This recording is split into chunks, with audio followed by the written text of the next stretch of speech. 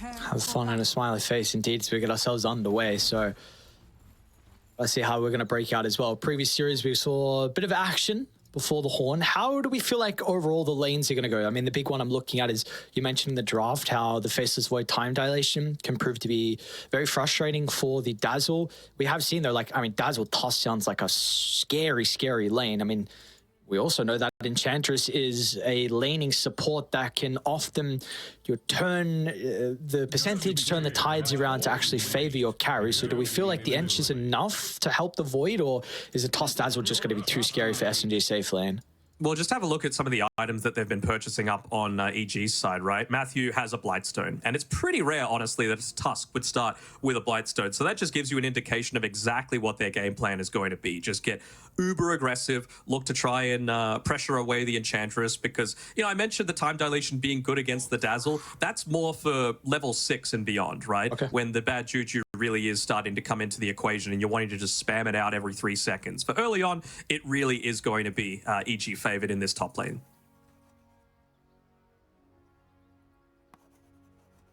It's going to come down to positioning as well with some of the other lanes, right? No one, he can't really go too far forward, doesn't want to be getting clipped by that Tidebringer from the Kunkka. Very, very low armor. What are we chuckling about? I know, I think Arfu wrote something and then... Oh, sorry. Scribbled it out or something? Yeah, mid one wrote something and then Arfu scribbled it out, because I'm pretty sure he wrote something about Arfu. I don't know. Anyway, I didn't get to see what it was. But yeah, so more about this mid lane. You were speaking about the low armor for the Coddle. So just trying to play distance away from the Tidebringer? Is that what you were saying? Yeah, I mean, whenever you're seeing a Kunkka going up against a Coddle or a Puck or a Void Spirit, these low armor mid heroes, that's really what you're wanting to... You don't want to be taking free damage, basically, from the Kunkka just off the back of Tidebringer, getting a lot of these last hits. The plus side, of course, is that you're quite speedy. So you should be able to position yourself in a good spot so that doesn't happen too often. And of course, we know that no one is such a skilled hero. Noughts and Crosses. Yes, Noughts and Crosses by himself, and he's winning. Very well done, mid one. All the internationals are going to be like, what the hell is Noughts and Crosses? Because it's tic-tac-toe everywhere else, you know? And they're just wrong. Are they? Yeah, I think so. We do it right here. What makes them wrong and us right? We're from the future. Okay. That's a good response. I'll take that. Us Australians know how to do it. You're living upside down, but that's okay. It is possible to cast upside down. Have you tried it before? I have not. You know, I need all of the brain power that I can just to get to this level. I don't think that I can handle doing that much more. It's a rush to the dome. Yeah, it's definitely interesting hanging from the ceiling, looking upside down, but sometimes you see the game in a different light. You're able to read what's going on. Yeah, it's quite fun. You know, I talked to you about potentially, you know, coming and casting in the same spot, but I don't know if I want to go to your casting dungeon now if you've got, like, the mechanics to be able to hang upside down in the little shed that you're casting from. Just a little bit of acrobatics while the cast's going on. Just getting a workout in at the same time. Yeah, I was about to say, maybe do some, like, what do you even call those when you're, like, hanging and you're trying to do sit-ups off the back of that? Like hanging crunches or something? I don't know. Yeah, you can go with that. I don't know. That'll work. But hopefully we get these guys know how Noughts and Crosses works. You don't get 9 turns in a row. Mid one's just... Manzi, you gotta go. Once you get back to his, again, your first TI in quite some time, gotta go through phase 2, but, you know, last time was 2019, so that was on the Secret Lads. But it has been quite some time till we've seen him there. No one as well. It's going to be an interesting battle between C-Smile and No One too. I mean, you know, C-Smile has been around for much longer than, you know, some of the likes of like Dark Margot, for example, who again really made his name with the Thunder team. But you know, we'll see how he can go versus one of the more experienced mid laners. Had, you know, some stints in Western Europe, and I've said it before, I really think No One was doing a great job at transitioning into a carry. But back to his role in the heyday where VP were that ridiculously dominant team. I mean, you know, they were them. Yes, they were them, without a doubt. I mean, the run that we saw from Virtus Pro was exceptional. The fact that you can go to multiple ESLs and win a couple cars and be them. And really the closest teams to it has been, you know, Secret and their run. And then, of course, this year for Gaming Gladiator is the only team that had won every major in a year. So it's going to be good to see the little battle we got. I don't know what's going on. What's our observer trying to do? Just give blood grenades out for free? I mean, we saw multiple gems in the previous game just sitting on the ground. So why not? If you could just duplicate them, it's like free money. It's like investing in GameStop, you know? Yeah, how's that going? It's going great. There's a movie coming out about it soon. Ugh. Rip me. Oh no, that's not good. I want to see it, DC. Oh.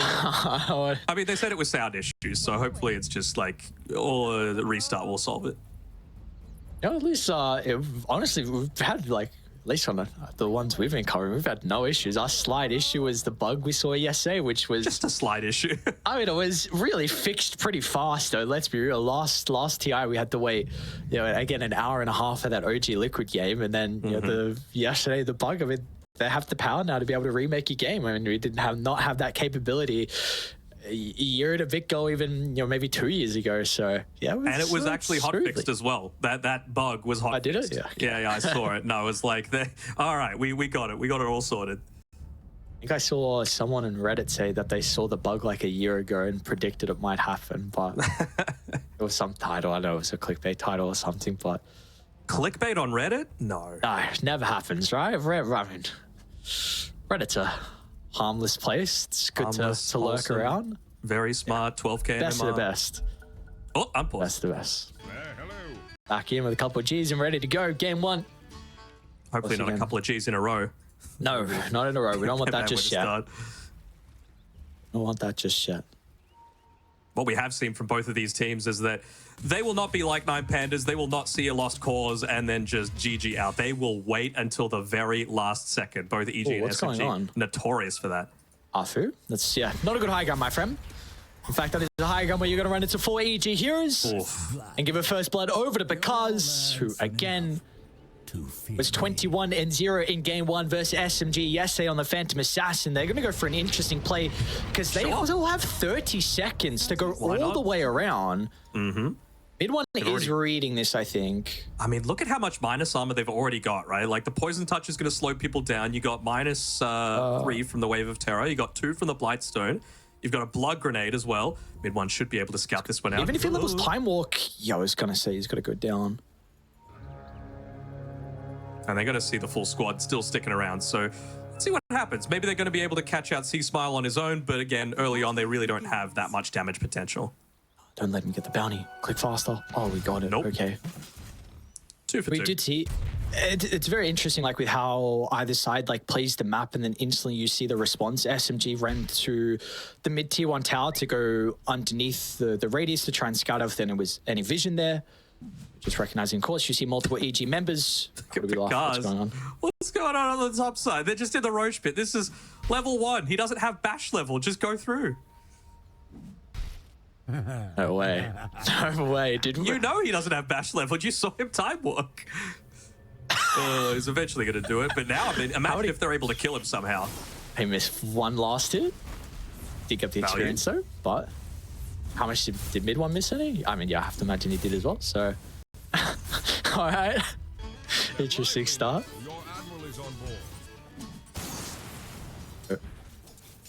You already see what the spam's able to do, though. The no one, some of you brought up before, of course. So that early ring of protection to the urn, it's going to need all the stats he can get.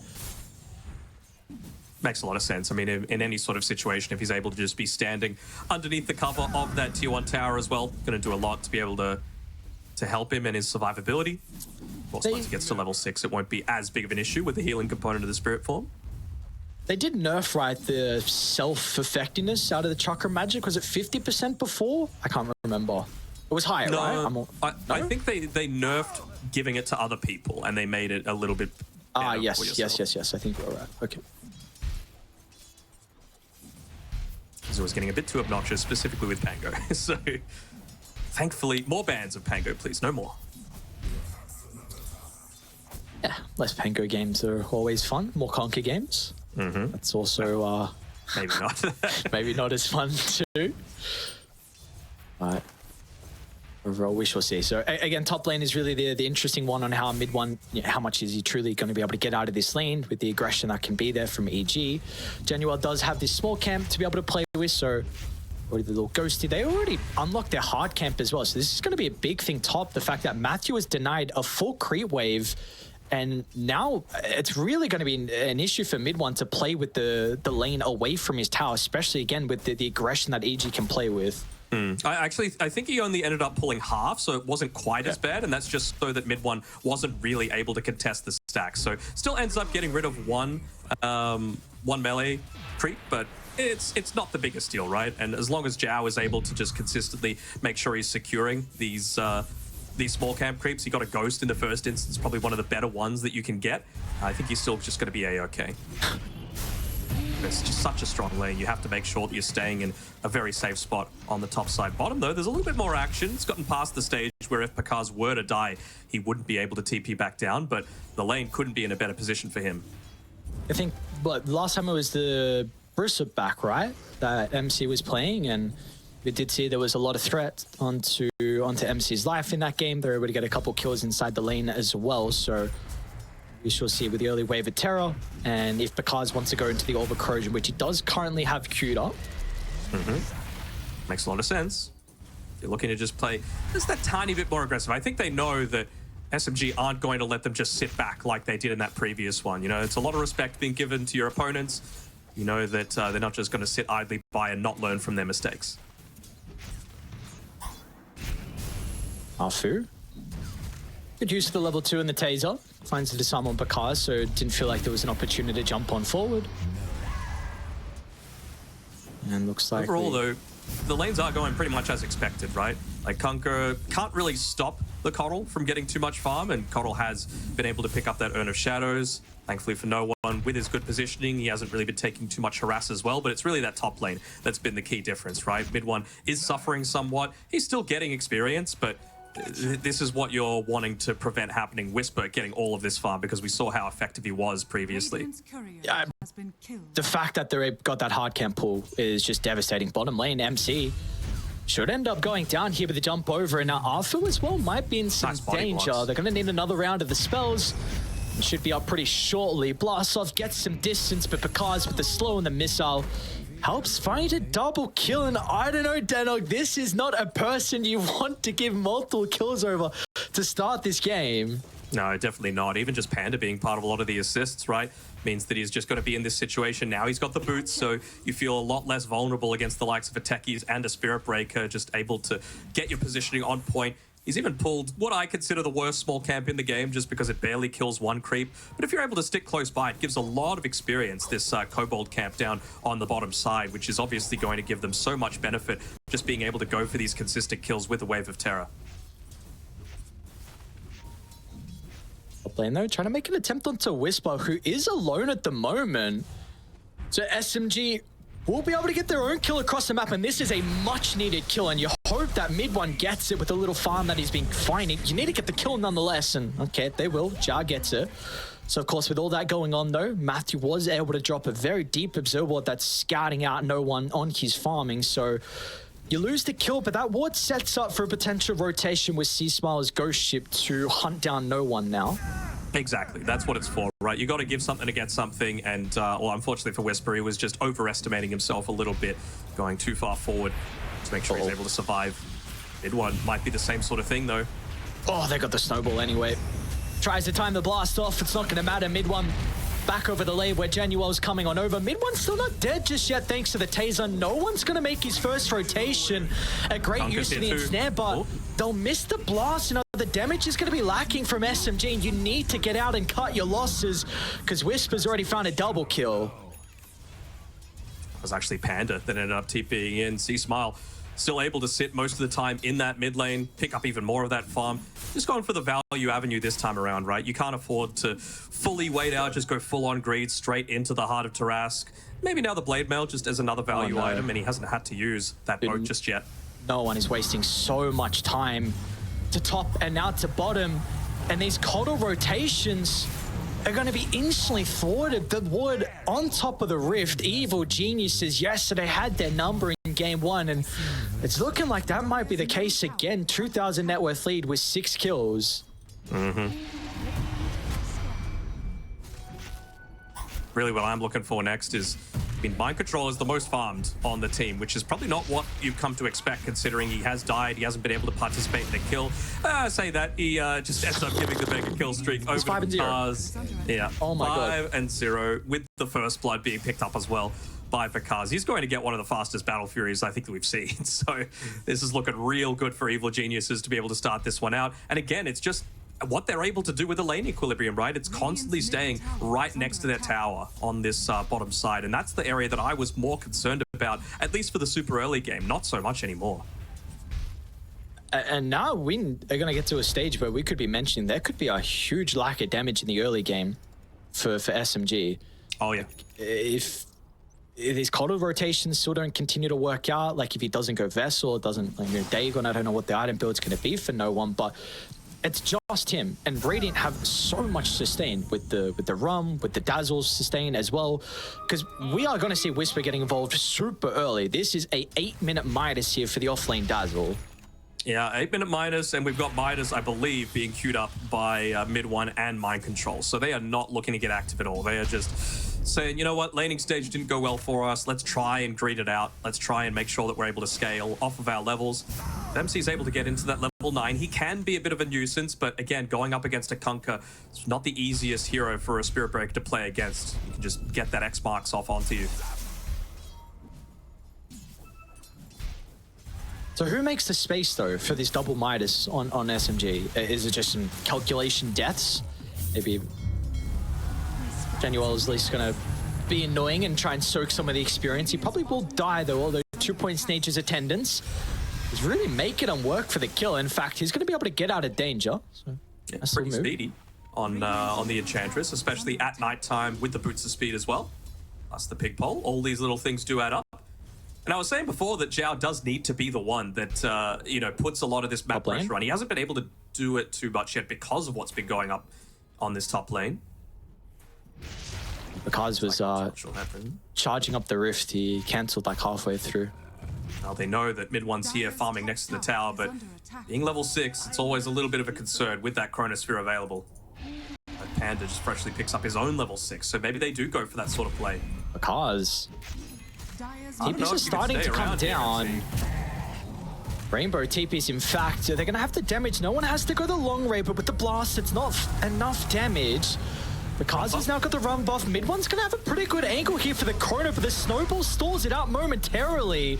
No one on the outskirts, but is completely out of mana now. It's not going to matter in the end. A big double kill for SMG. Are they going to be able to deal with C-Smile? Panda will start to move on down. Another blast connects. The damage mitigation from the swap doesn't help protect him. And now it's just the supports from Evil Geniuses as SMG, it's a Delta split. Left and right they go.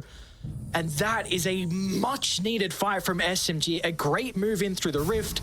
No one's looking for Matthew. I mean, he's got a teleport, but MC can still move on down as well. Charge is going to be there fast enough. Snowball, beautiful timing. Matthew, he's looked exceptional so far to start the game on the Tusk, and he should be rewarded once again with another kill onto the offlane on SMG.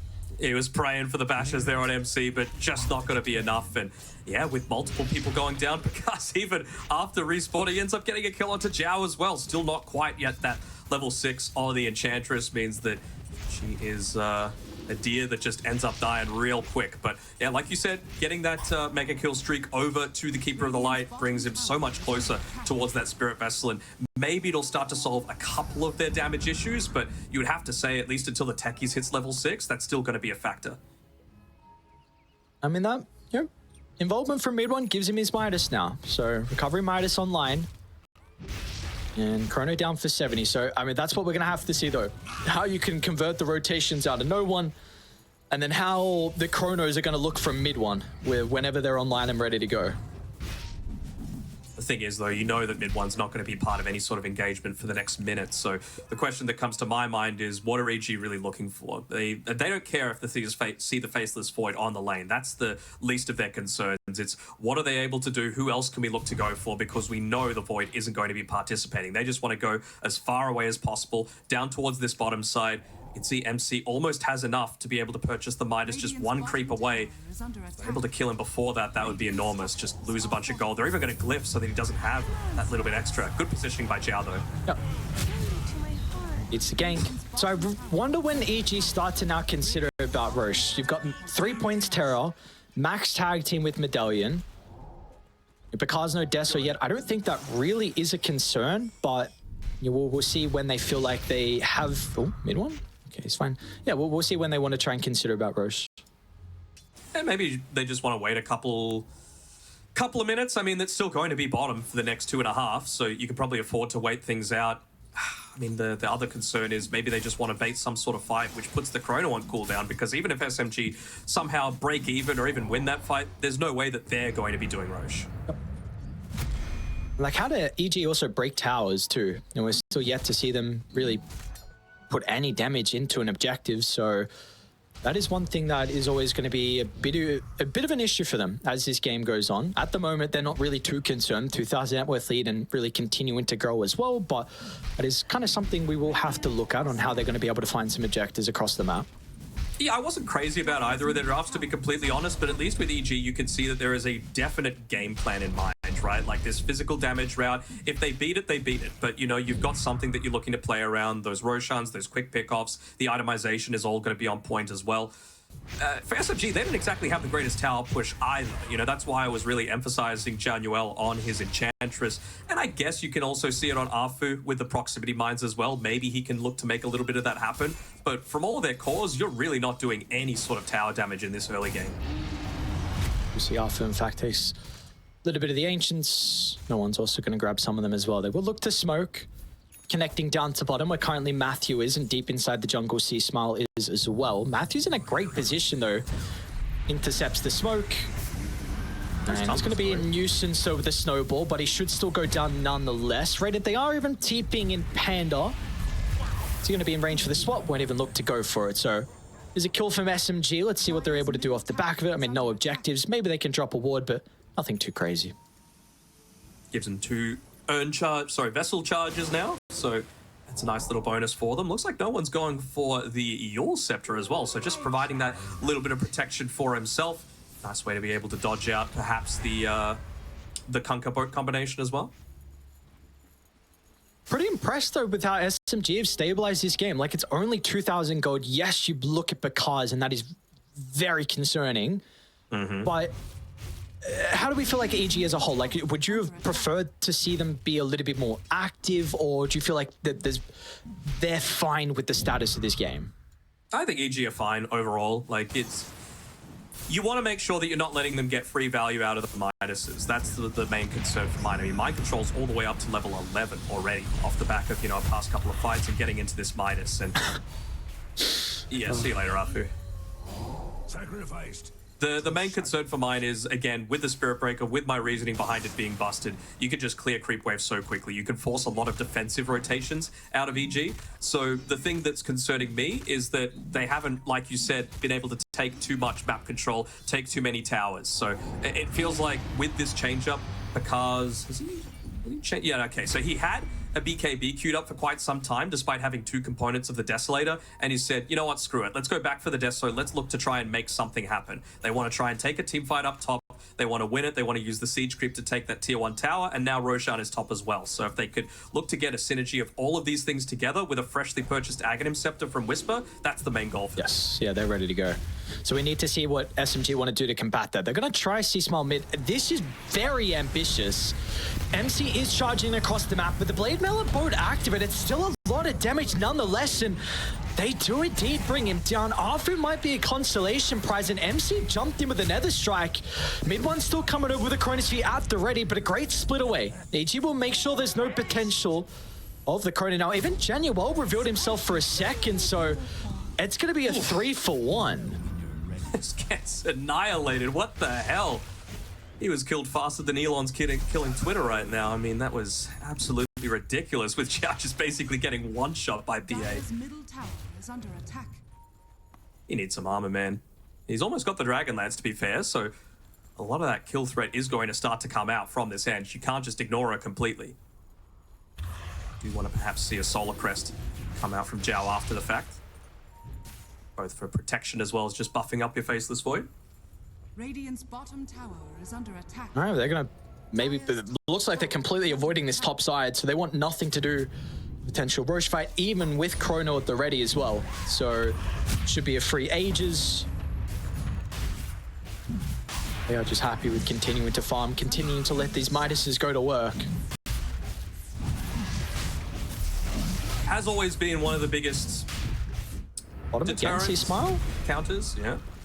This time they don't have the Safe Vessel position, though. instantly. Yeah, and he's got the BKB now as well, so it feels so much safer. But yeah, the Aegis is one of the big deterrents to the Chronosphere, of course, right? Like, just having a second life really just puts a stop to a lot of those plans, and that's even if you are able to kill him the first time. You know, we've been talking about a lot of the saves that have the potential to be able to come through, whether it be Shallow Grave, Swap, even Snowball if it's, for whatever reason, on the edge. And Matthew, he's nearly got the Blink Dagger as well. It's a very difficult Faceless Void game to land Chronos for mid one. In fact, I don't want to say impossible because he could do it, but like, I would not blame him. We see some not the greatest Chronos. Oh, Arfu, hello. Multiple EG heroes pop through. Why not all four? Rotating down to connect to C-Swell. Should be able to get this tier 1 tower. They've got a great ward as well, and also we are going to be looking at the Wisdoms in about 2 minutes 10, so 2 minutes 50, sorry. So we might even stick around to try and continue to control that.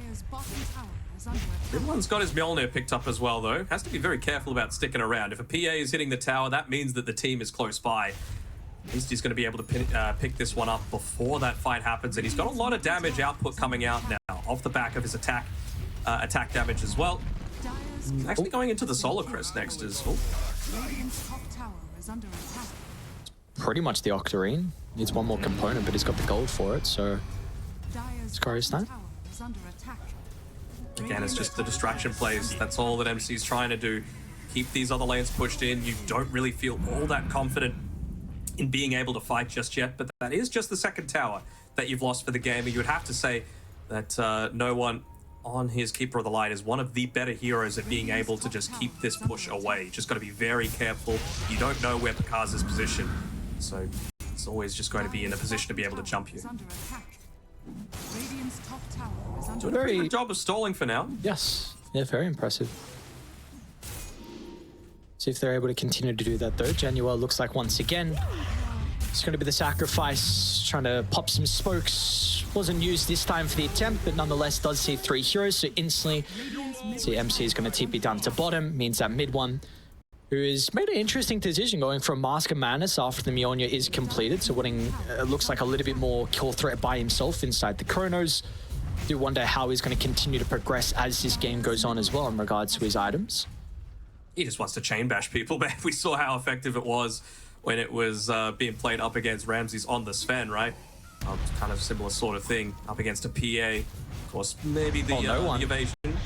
Jump over the top, it's not going to matter. Even though the mine scouted them out, no one gets blown up.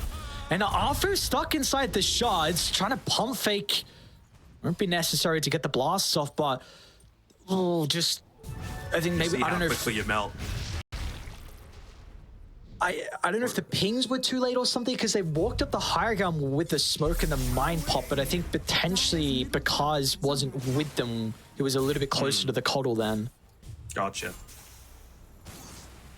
And even just the Tidebringer itself did about 700 damage to be able to kill the coddle just then, so it's a lot to have to contend into. And again, you got to give some commendation to SMG. They're positioning themselves around this this Wisdom Rune. Matthew looks like he'll be in a position to take it, but as long as they're not taking objectives with this Aegis, I think that's the bigger issue. They might be able to yoink away the Tormentor. It's not an amazing Axe Shard to be able to give over. Dies in about 2 seconds. But again, you're just getting more usages out of the Midas. You've got Spirit Breaker now level 15. He's got the Bulldoze cooldown available as well. He's got the Octarines. So you're just so much more capable to be out on the map and a lot less killable. And this is the big timing that I was talking about, right? If he's able to get into that Shadow Blade on Mind Control, maybe you do find a pick-off to be able to start these engagements, and then Faceless Void, who is in a very advanced position right now in mid one. I think he should be able to just get away. But yeah, if MC takes out, let's say, the Dazzle or the Venge to start the fight, it completely changes mid one's potential for really impacting these team fights with the chrono. May be in trouble here. Of course, it's not going to last too long with the stuns. Jesus, though, MC gets blown up from the physical damage. Still barely any armor for him to work with, so we've really been seeing his praise. I know he's got 5 deaths, but just the stalling game for him. But finally, they're going to be able to cut him down. And all the lanes, bottom's not in the greatest position, but I guess without Bakaz nearby, they won't be able to put any damage into the tower. So game will continue on. Bought a couple of the Shadowblade components as well, so didn't end up losing any gold, but means he doesn't have the buyback. But again, the relatively weak push that EG have is not going to punish too much. And we've only got, actually the Aegis is just expired, so not really too much damage after that. I think it was only, what, a 2k increase in net worth, which honestly isn't the worst against a PA that's this farmed and, you know, with that second life available. I do think the big thing is, like, not now, but the fact you got 2 tormentors, so Panda's got 1, but really just your cores next are going to get them. And the 3 cores have great ag shards. If the fact that Bakaz doesn't have to buy his, but Whisper with the Hex or the Conquer with the Tidal Wave could be very frustrating, so that is something. Matthew was getting charged for the moment, not going to be the case. When do we feel like SMG are looking to go? Because again, Aegis is out. They've just been completely stalling. No one is about to have Octarine completed. Are we finally going to see them maybe be a little bit more proactive, or still not just yet? I think they can be, right? Like, you need to make good use out of this Chronosphere. Mid one has a good amount of farm. He could fully buy up the BKB if he really wants to. Mid one, don't keep going left. He's going to run straight to EG. A smoke once again will connect. It is far too late, and also no one's TP's not even going to be there at quick timing. I mean, just the physical damage.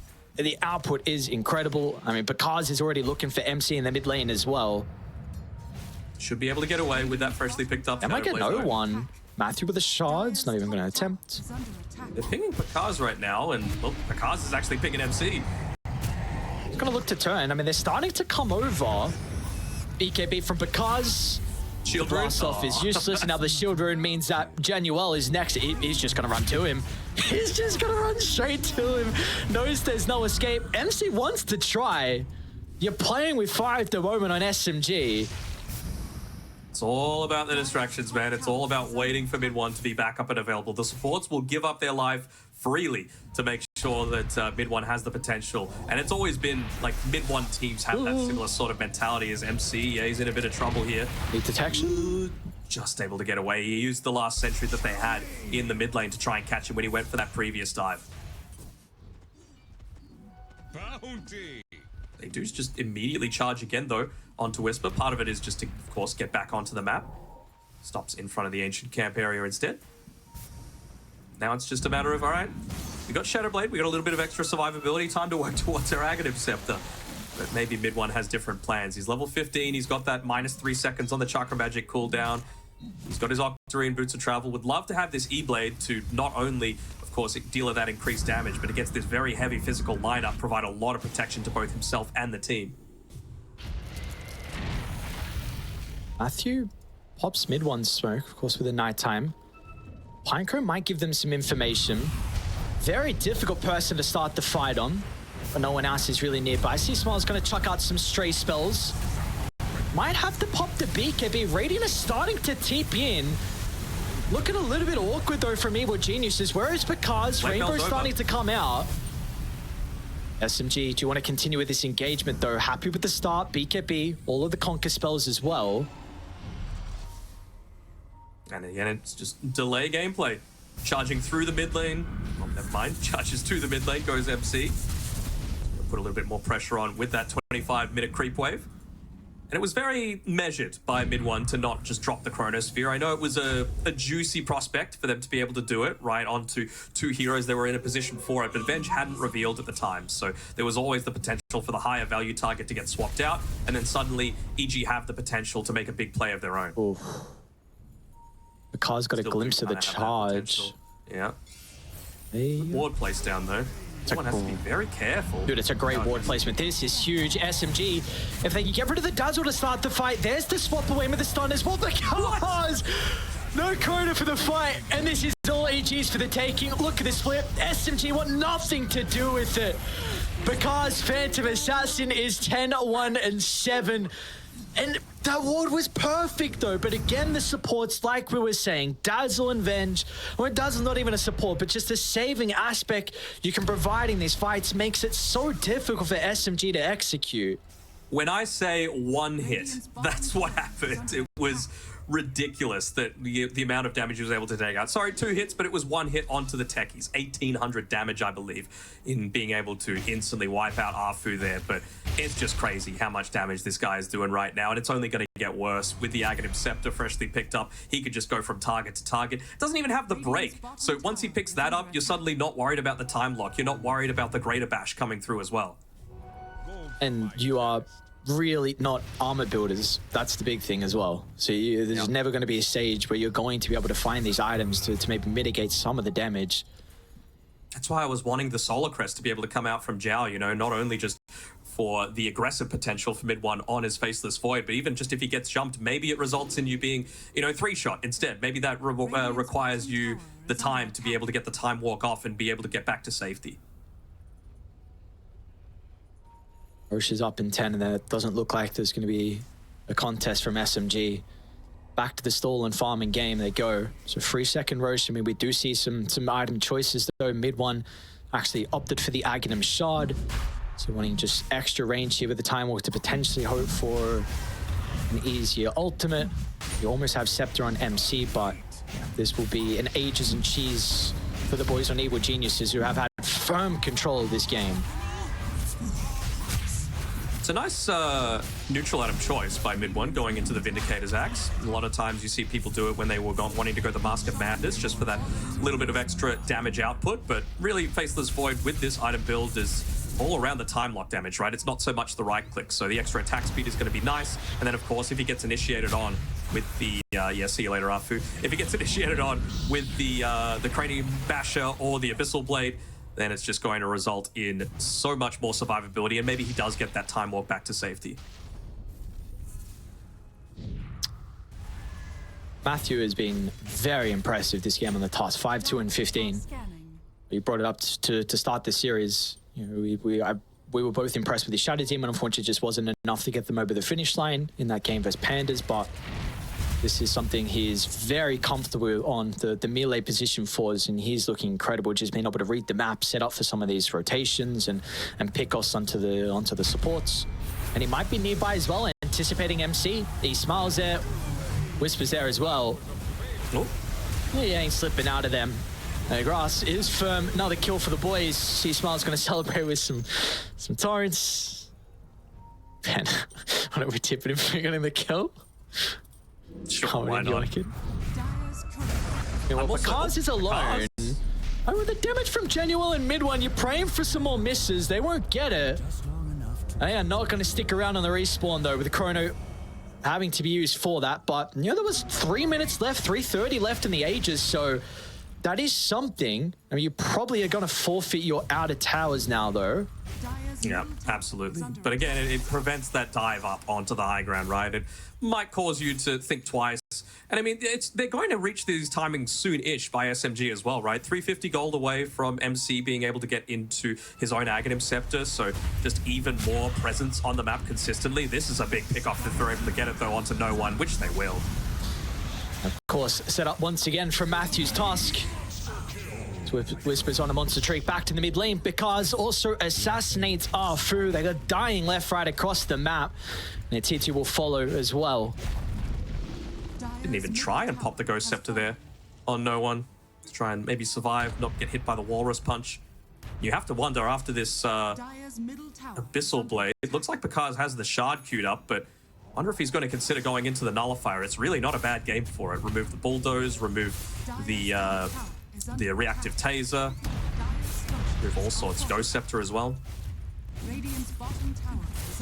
They've even got a siege creep to enable this push even further, and this is really where the power of the Dazzle comes to the front. Even if they had the Chronosphere, once you start getting these armor stacks up, you might not even kill anyone inside of it.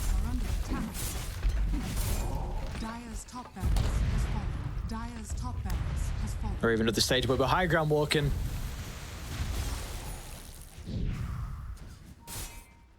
There's that Ags though for MC. Probably a couple of creeps away from being able to pick up the level 20, so his damage is no joke at this stage. It's really just about the survivability from this point onwards. So I probably want to see something like he's going for the SNY. I'd rather see a BKB personally, just because he's got the Octarine core, he's got that cooldown reduction, and really the only way that he's getting caught out is if there's an X marks landing in onto him, you know?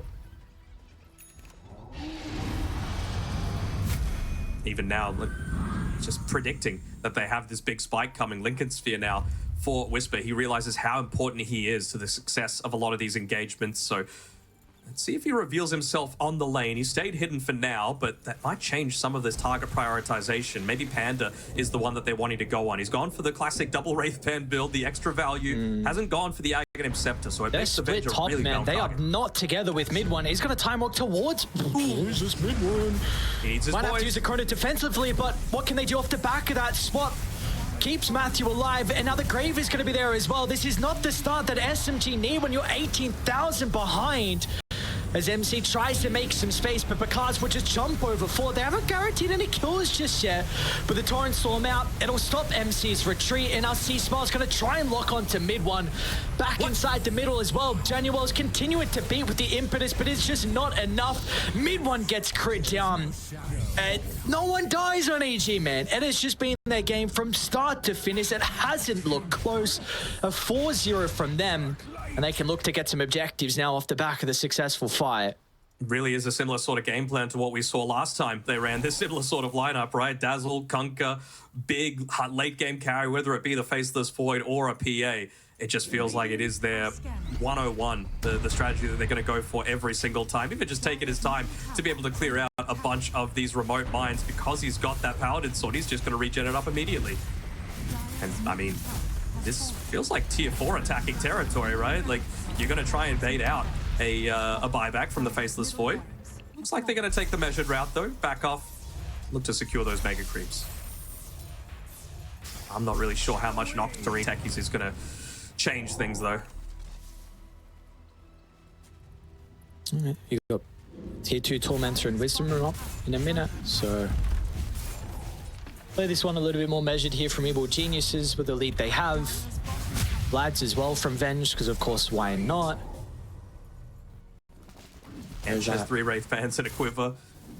So, yeah, doing his best to be able to survive that extra little bit. But, I mean, it's the issue that we had with SMG when we were casting that game previously, right? It just feels like they have different priorities on the different members where they're not able to fully connect. Like, have we seen a single 5-on-5 fight this game? I don't think we've seen SMG fight as a full unit once.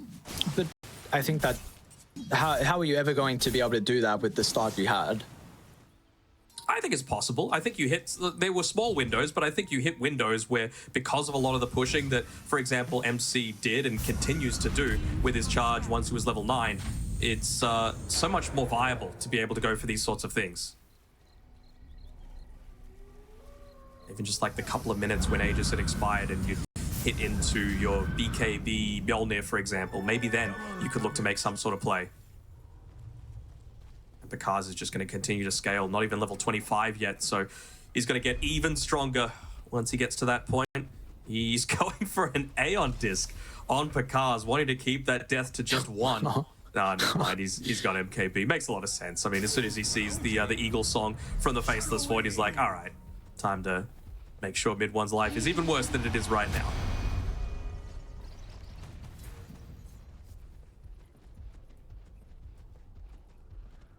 Well, we are getting close to it. In fact, yeah, he does have this butterfly completed, so see, we're just gonna wait for next Roche on EG. We continue to play aggressively, and with Picard is gonna have an MKB as soon as the butterfly is completed, so pretty much nullifying that big item pickup here from the Faceless Void. And I don't even know if a Chrono on 5 is... Dude, there's an Arcane Blink on Whisper. Oh my god. Sure. Refresh it constantly. 6.3 second cooldown. The top lane is not even going to die as well. Duction of the trees. So they will try and get themselves set up for potential quick Roche. They've got a decent ward placed out. You do have bottom lane getting shoved out. You do have mid getting shoved in as well. So you are going to be forced to come back eventually to deal with it. It's a long row spawn though, 240. Regeneration. Feels so bad seeing the Butterfly picked up immediately into the MKB, doesn't it? Right? You're really not worried about anyone else other than the PA, and yeah, you, like you said, just immediately counted. Even like multiple linkers as well, right? So who does MC charge? It really feels like it still needs to be Panda, but he's just hanging around on the backside with the Smoke of Deceit. They're going to need to go for some really clever plays to be able to try and find some sort of wraparound, but it's just so hard when you've already had 2 lanes of racks taken out. The creep pressure alone is just enough to make it so much more difficult. You have to fight around him, so you're just going to have to choose. If you're taking fights blind, it will not be, it's going to be so difficult. So you already lost that previous ward. If you've got another one to drop down, maybe you can use the creep wave for some information. At least they've got 4 up top now. MC's not quite with them, but can join very quickly, of course, as we know. And you would hate for him to be laying a charge into someone that had freshly picked up the Lincoln Sphere, and he doesn't actually have that initiation, and once again, it becomes a 5v4. And is in a pretty good position. Up the smoke. Now, where's the dazzle? Whisper can always use the grave to protect him. Actually jumps away. So not in range for the grave and no buyback as well. It's a 4v5. They're going to back to their high ground where they do have vision to play with. It's a perfect start. How can you find the opening here for mid one? The torrent's going to protect the chrono. MC might just get blown up from full to 0. C-Smile is just controlling them perfectly. The Conk is such an issue now. Picard sees an opportunity to jump the Faceless Void without the threat of the chrono once again. It is all EG. They barely break a sweat. This Conker hero. What a one it is indeed. And now Roche, unfortunately, still not up just yet. They will be able to get the rewards afterwards. Oh, it was the perfect beginning that they could have possibly hoped for, right? Venge dead, no buyback, wouldn't have even mattered if you're able to start it off. But then it's just you're going into this such small choke point that you're able to get that Torrent Storm, giving you insane value. You once again, with that level 25 on the PA, get multiple procs of the coup de grace, and it just makes it so much more reliable for you to be able to jump in. It was a pretty good time walk timing by mid one, but it's just not enough. You know, the 6-second cooldown felt like an eternity for him. I really wonder, like, heading into this next game, how you're going to try and change the draft up from SMG. Because I do not think you can give C-Smile the conquer again. I mean, KDA might not. Dazzle, to be honest. It's just like... I'm very surprised at least the games we've seen from them. This is our 3rd game. I don't know about the other games, but how they haven't put priority on no one's conquer. Like, if we go back to his days on Virtus Pro, this was the conquer player without a doubt. I mean, he was the inventor of like the Radiance conquer that took everyone by storm. And I feel like you got to look at something a little bit differently if you want to ban it, if you want to block pick it or something, because this hero it's freaking dumb.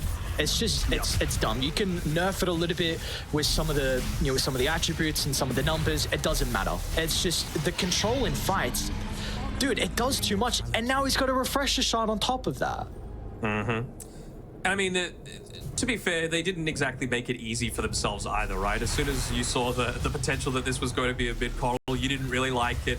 You know, we talked about why the Conqueror is quite good against it. All of that reposition really hinders what Coddle does quite well, which is, you know, you're pretty elusive. You can deal a lot of that burst damage, but not if you get caught. You have effectively 0 survivability in that sort of instance. And yeah, we were really hoping that they were able to take the fight to EG a whole lot more, but they went down a double Midas route. It doesn't really feel like the SMG DNA. They know he's there. Someone's... Oh my god.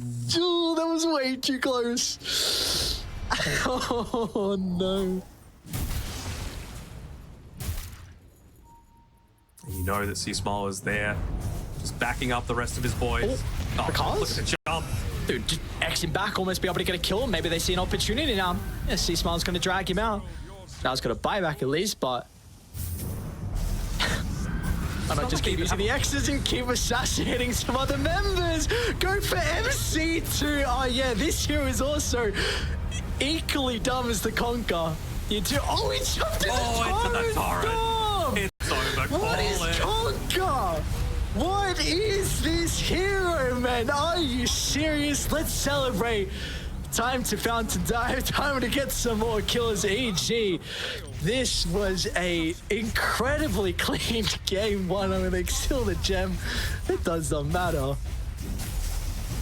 Just that water world just coming through, just completely ruining mid one's life. But I mean, that BKB still has 8 seconds on it, man. They just haven't been able to find these sort of situations where no one has any level of effectiveness. And it really does all come down to the Kunkka, doesn't it? Like, he's the one that stopped a lot of the push happening just through the Timebringer. The minimal push that they had. He's the one that sets up a lot of the fights. He's the one that provides the majority of this teamfight collective. And I'm not even sure if they've lost a single time when they